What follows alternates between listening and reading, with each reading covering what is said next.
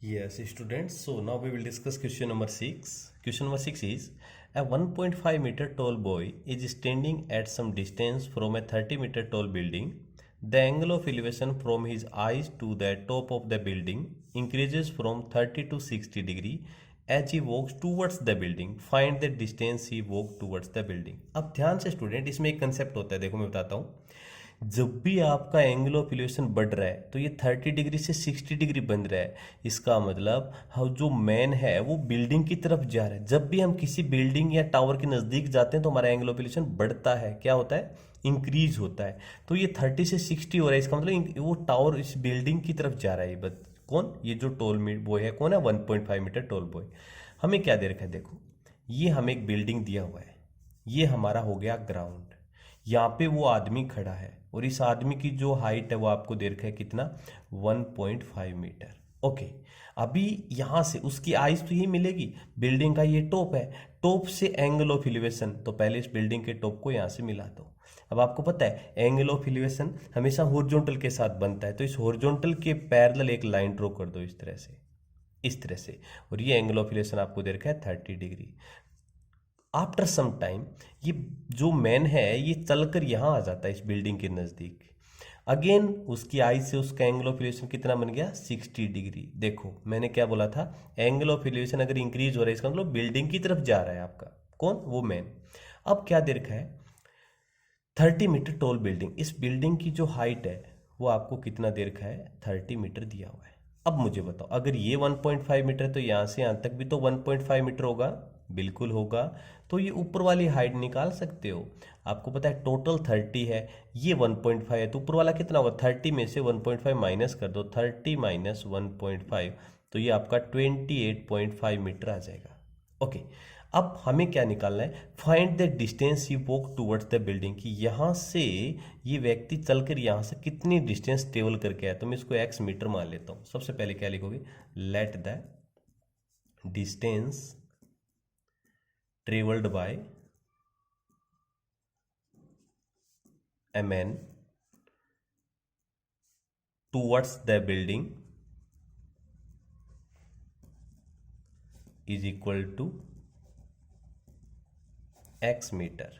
ये मैंने कंसीडर कर लिया कि x मीटर चल के गया वो। अगेन ट्राइंगल बनेगा आपका, या 90 थे भी 90 बनेगा।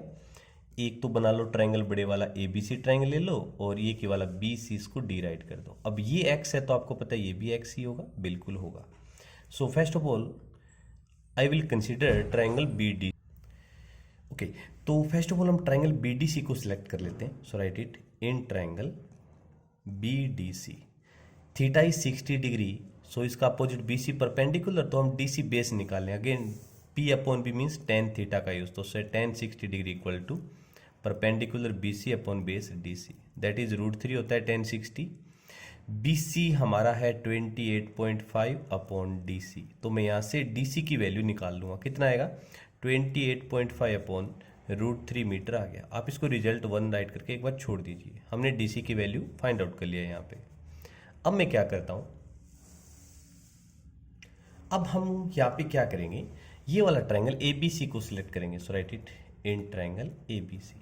अगेन थीटा 30 है तो यूज़ करोगे tan 30। मैंने 10 क्यों यूज़ किया?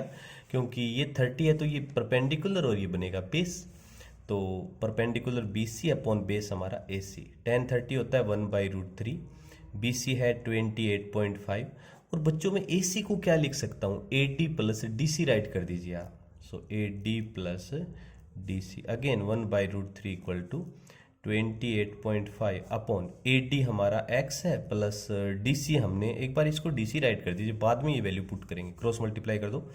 x plus DC is equal to 28.5 into √3 आ जाएगा। अब ये जो DC की वैल्यू है ना, यहाँ पे पुट कर दीजिए, तो बताओ क्या रिजल्ट आ जाएगा आपका? ये आएगा x plus 28.5 upon √3 is equal to 28.5 into √3। ये पॉजिटिव टर्म जब इधर राइट साइड में नेगेटिव बन जाएगी तो हमारा x कितना आएगा? 28.5 √3 माइनस 28.5 अपॉन √3 आ जाएगा। एलसीएम ले लीजिए इनका, √3 इनका एलसीएम आ जाएगा। सो √3 का मल्टीप्लाई √3 से 3, तो 28.5 इंटू 3 माइनस 28.5। 28.5 का 3 से मल्टीप्लाई कर दीजिए आप, तो 28.5 का मल्टीप्लाई जब आप 3 के साथ करोगे 85.5 आ जाएगा, माइनस 28.5 अपॉन √3। तो मैं x की वैल्यू यहाँ से सोल्व कर लेता हूँ। 28.5 में से आप सब्ट्रैक्ट कर दो 28.5 को, तो आपका रिजल्ट आएगा ऊपर तो 57 या √3 आ जाए। अगेन डिनोमिनेटर में रूट आ गया, रेशनलाइजेशन कर लीजिए आप इसका, तो ये आ जाएगा 57√3 अपॉन √3 इंटू √3 3 बन जाएगा। 3 से 57 कैंसिल 19 टाइम्स, तो 19√3 मीटर आ गया। और हमारा x क्या था, distance travelled by the man. So finally क्या लिखोगे, so distance travelled by the man equal to आ जाएगा 19√3 मीटर। और ये हमारा क्या आ गया बच्चों, फाइनल आंसर आ गया। क्लियर, बिल्कुल इजी सा क्वेश्चन है, बस स्टेप बाय स्टेप चल रहा है। फर्स्ट ऑफ ऑल एक कंसेप्ट ध्यान रखना है, ये डायग्राम बनाना सीखना पड़ेगा आपको। डायग्राम अगर बना लिया तो बिल्कुल पैटर्न, बिल्कुल प्रोसेस बहुत ईजी रहती है उसके बाद। Clear, okay, welcome dear.